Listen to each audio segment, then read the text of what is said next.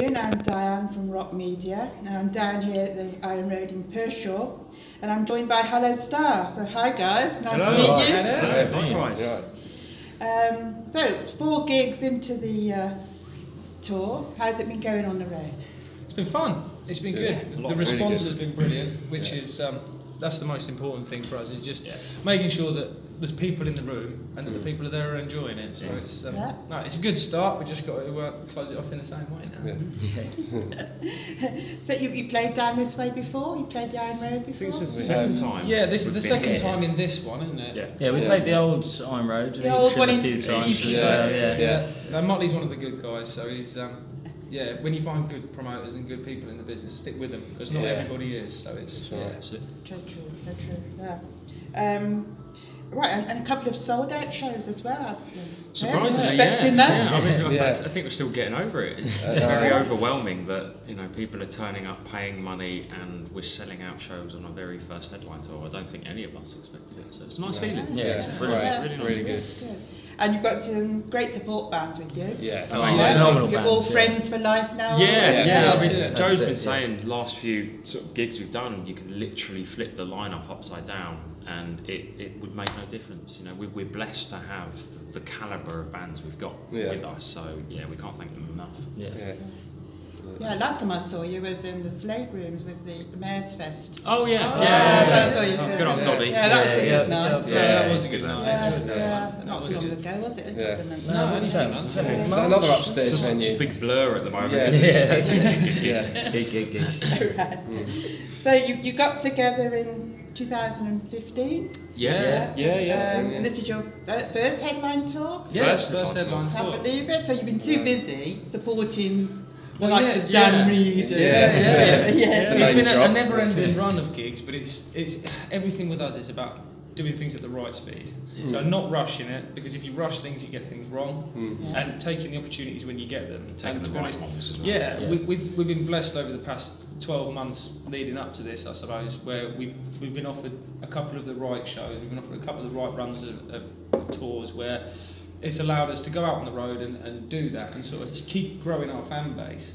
And it just felt like now with the album coming out, with everything that was going on, it just seemed like the right time to take this step and see whether people come and spend money on us because it's a Hollowstar show as well as just because we were a support act, really. Yeah, I think you've done that because you always see loads of Hollowstar t-shirts. They'll never ever else. You've got such an amazing following.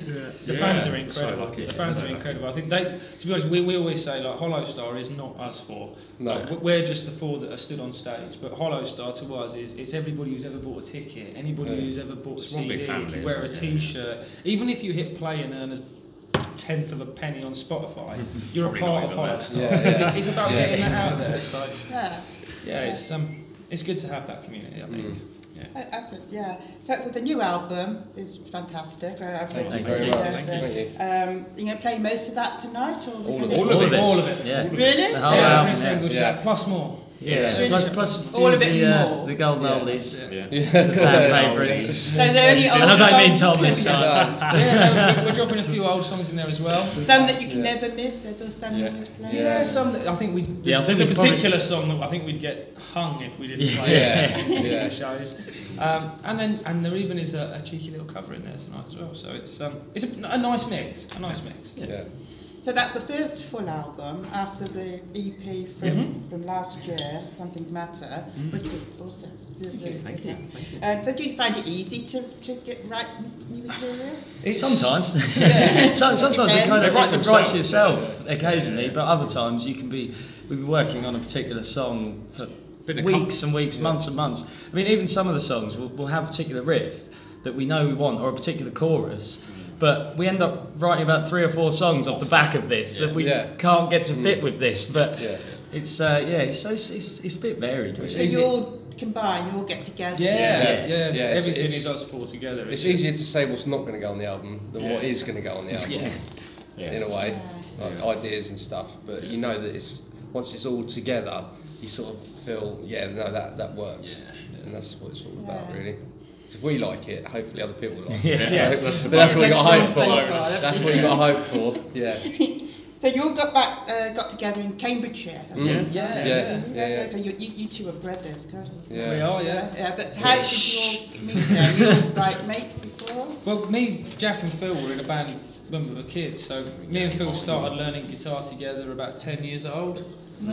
Same time Jack picked up the drums. We were in a little band when we were teenagers that did some originals, some covers, and we spent from the age of 14 to 20 basically every weekend playing in pubs, playing things like...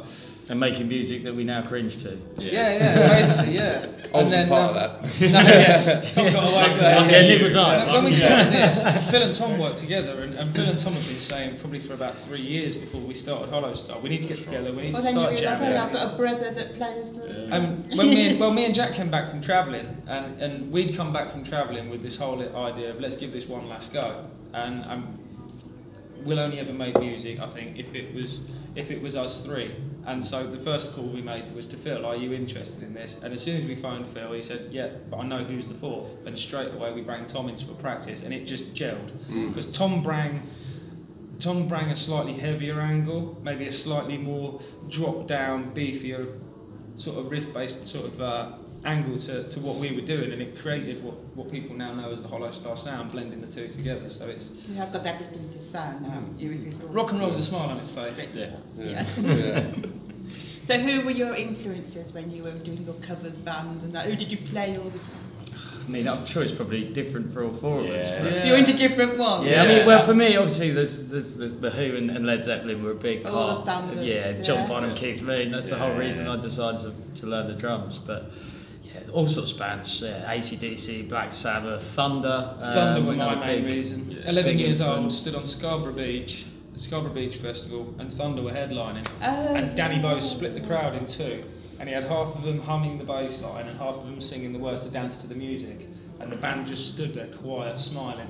And at 11 years old, I just turned around to my dad and was like, Dad, I'm going to do that. And it was literally watching Danny Bowes and Thunder that made me want to do it. They were great, weren't they? Yeah, I remember seeing them in the 90s. And now we're lucky enough that we're going over and doing Steelhouse. The festival with them, So yeah, it's that's a bit of a dream come true for me, really. I think Tom's, you're more Alter Bridge, Guns N' Roses, big Slash fan. Periphery. I've always had a soft spot for Hendrix, who was the man that sort of revolutionised the guitar in my eyes. And he played it upside down. Exactly, I have seen most of these, by the way. You had the right time for it. You were. I'm not jealous. I was going to say, you don't realise how envious we are. Being alive at this time, we have really good opportunities. Spice Girls to see Clash people last night. What about the Spice Girls? Yeah, I didn't even there. make the set. I was hoping, but... And we share crowds with them as well. We're lucky at this age, though, that you got to see the real thing, but we get to see bands that are trying to pretend to be them, so...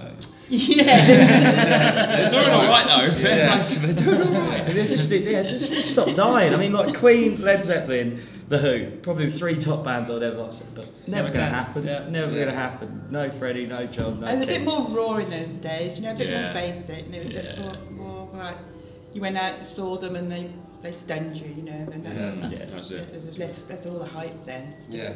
Well, that was it, and it was a proper industry. I think, like now, it's still a proper industry, but I think it's changed. Massively. Anyone can buy a guitar and a camera. So, and you've got things like YouTube, so you've got a real. It's not just playing the guitar and singing, is it? It's all that goes with it. But I mean, in one hand, it's great because there's these, like you say, social media, these platforms that anyone can pick up a guitar and get their music out there. But it's also adds a lot more competition into the pot. So it's kind of swings and roundabouts. Whether it's easier now, was it easier then? Who knows? Easier, I suppose, to get your stuff to a wide public audience, but I suppose it's harder to grow a band legacy. That's why you don't see bands with these like 25-year legacies like you had before. I think it's it's definitely. I think the rarer. industry's very much get them in, make your money, kick them out. Now, there was an interview with the guy from Toto. And he says it's muck music nowadays. It's the talent show way of doing things. They know every year there's another person coming in that they've got to sell a single for. So they get them in, they create the artist, they create the couple of songs, they make their money, they bin them off, they bring in the next trend. Yeah, like genetically modified. Luckily with rock music, we're a little bit stood away from it. Yeah. So, but you can't deny the fact that that's the way the mainstream is doing the industry, and it all rubs off. Yeah. So yeah. it's So I've got older friends, older now, and then but still going. But they've forgotten all the management. They do it themselves. Yeah. Now. Yeah. So do we. Look, they've been ripped off, and they've been all through that. Yeah. I mean, that's the thing. I mean, we've had some bad decisions and some times where we haven't come out too rosy off the back of certain individuals, but you're going to get that as a band, like trying to learn the ropes. You don't. We start out, we don't know what we're doing. We learn some instruments, and then that's it. He we just want to play our instruments. Yeah, don't sign anything. Make you sober when you sign. Yeah. You need to be a fully fledged business, and you need to know about marketing, sales, graphic design, videography, all this sort of stuff today. That there's so many avenues where bands can get ripped off, unfortunately. That there's so many people out there willing to rip bands. There are. Yeah, but just relying on bands that are quite vulnerable, just wanting to do something for a living, and you can't just do it for a living. Doing really well. I mean, Planet Rock, you don't they? Yeah, we're blessed to have the top support. 5. That was amazing. Good. Completely surprised by that. Didn't expect that. I mean, humbled. Very massive. Flattered. Completely flattered. It's And with Chris Barris getting the top spot as well, I mean, what a deserving winner. He's phenomenal.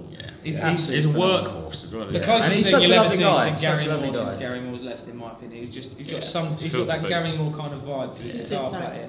Chris Barris. So for him to get the top spot, you wouldn't dare say otherwise. It tells you though that it's swinging back around. People are paying attention to these new bands now, so it's good. Well, I read September that you're supporting Bernie Marsden. Yes. Yeah, with Chris Barris. With Chris, Now you know from the Master. He's playing the whole. Can't go wrong with a bit of white snake. No, he's playing the whole album. But That's really good. Yeah. So, what we talked about? Any favourite bands at the moment that you're into? Florence Black. That's Florence why Black on tour. which is why we got everyone's good. Every band on the whole tour has been handpicked. Yeah. So, which is the beautiful thing about this. So we know every band are here because we want them here, not because we've been told to. And they want to be here as well. They want to be part of it. There's a lot of good bands on this. I mean, Mason Hill, I think, will always be one of favourites. our favourites. They're incredible bands. There's loads like Dead Man's Whiskey. It's the whole scene, isn't it? You know, the more we gig, the more we find. I mean, obviously you've got certain groups on Facebook that help us sort of connect with each other, but it's so good to see that there is not just 1, 2, 3 bands leading the way. Everyone's trying to do the same thing, but we're all making a mark, and you know we're all.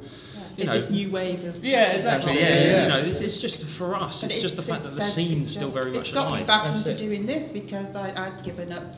Because the scene was just so dead. But I think it's bands the rock bands. I mean, like one of my favourite bands, Blackstone Cherry, for example. Those Blackstone Cherry, Shinedown, Alter Bridge, Hailstorm. They're kind of making rock a bit, bringing it back a bit more, and it is becoming more popular again. Circle. They do tribute bands everywhere. I mean, you can't blame the venues. They obviously keep the money going. Well, the venues have to bands keep sell it, don't tickets. they? The problem is it's getting people those, to go and support the original bands, because all these covers bands that they're watching, they forget that they're only doing that because 30 years ago they went and spent their money to buy tickets on the real thing to see whether they liked it. And now people aren't doing it so much anymore because they'd rather go watch some bloke pretending to be Noel Gallagher. It's catch-22, isn't it? Because they're in a tribute band, they're making a lot of money because everyone's going, so they can't go and do original stuff. So they're making money doing tribute. Okay, so after this run of dates, then have you got anything else planned? Festival season, So I mean, it's only really a couple of weeks after we finish the tour, and we're going back up to Scotland for our first festival.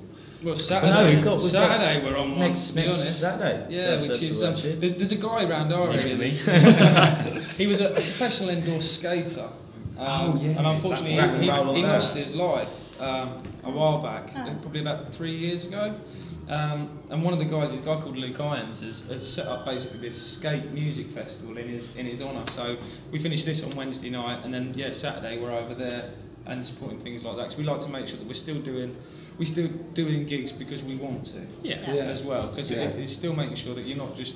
It's one of those people. Yeah, I mean, we're quite fortunate that we're in that position where we do still have all the control in our hands. Really. We're not tied down with a label or a management. I think going back to the start though, that's all off the back of us doing it for ourselves. You know, we wanted an album because personally I wanted to be able to listen to 10, 12 tracks in my car. Never mind anyone else. It was just a bonus. I hate to sound like that, but it was just a bonus to have everyone think, I really like what you're doing. It's like, lads, got something there. Carry on with this, shouldn't it? Commitment now. That's the problem. Well, guys, thanks for taking the time out to talk to us. Thank you. Thank you. Pleasure to meet you, and hope to see you again soon. Yes. Yeah. Thank you. Thanks so much. Soon.